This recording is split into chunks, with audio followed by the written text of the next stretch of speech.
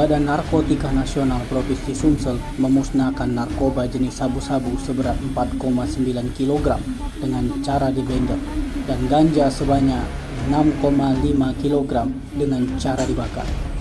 Pemusnahan yang dipimpin Kepala BNNB Sumsel Brigjen Pol Joko Prihadi didampingi Kabid Pemberantasan Kombes Pol Agus Sudarno merupakan hasil ungkap kasus di bulan Oktober 2022 lalu dengan mengamankan 3 tersangka yakni Hamdi, Aan Irawan, dan Ahmad Yoep.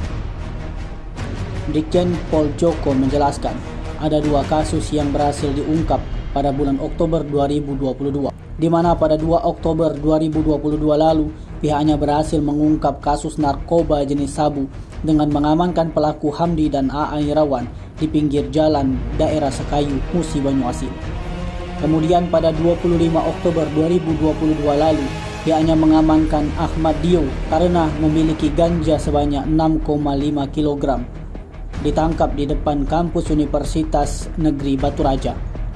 Mereka semua merupakan pengedar, khusus pelaku Dio bisa dikatakan bandar narkotika di wilayah Sumsel yang merupakan jaringan asal Sumatera Barat. Dirinya menjelaskan bahwa pemusnahan barang bukti ganja dan sabu itu yang diamankan dari ketiga pelaku sesuai dengan pasal 91 ayat 1 Undang-Undang RI nomor 35 tahun 2009 tentang narkotika dan pasal 45 ayat 4 KUHP yang mewajibkan penyidik melakukan pemusnahan barang bukti yang bersifat terlarang. Maka dari itu, lanjut Brigjen Pol Joko Prihadi mengajak seluruh elemen masyarakat untuk bersama-sama bersinergi dalam upaya pencegahan dan pemberantasan penyalahgunaan, peredaran gelap narkotika dan prekursor narkotika atau P4GN. Dengan demikian, dapat menciptakan masyarakat Sumsel yang sehat, bersih dari penyalahgunaan dan peredaran narkotika.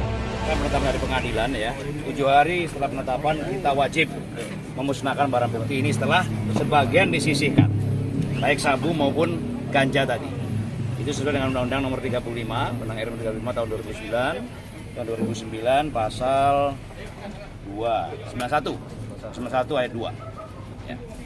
Jenderal, terkait dengan ganja tadi itu yang pelakunya kan masih muda, yaitu beli dapat ganja juga dari online atau seperti apa?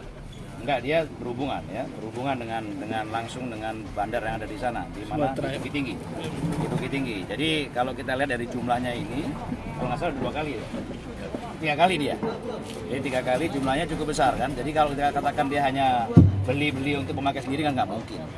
Jadi ini saya anggap dia adalah sebagai, ya kalau dikatakan bandar yang duduk di Oku gitu ya, bandar di Oku, tapi sementara agentnya daripada bandar yang ada di Bukit Tinggi. Pertama kali berapa mas? 20, 50, 30 kilo. Nah ini yang kena 7 kilo, jadi yang sisanya, jadi yang sebelumnya sudah dijual semua oleh yang bersangkutan.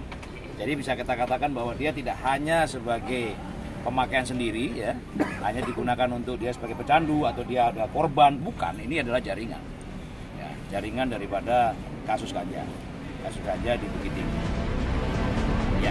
Tim Liputan Sumsel Update TV melaporkan. 50.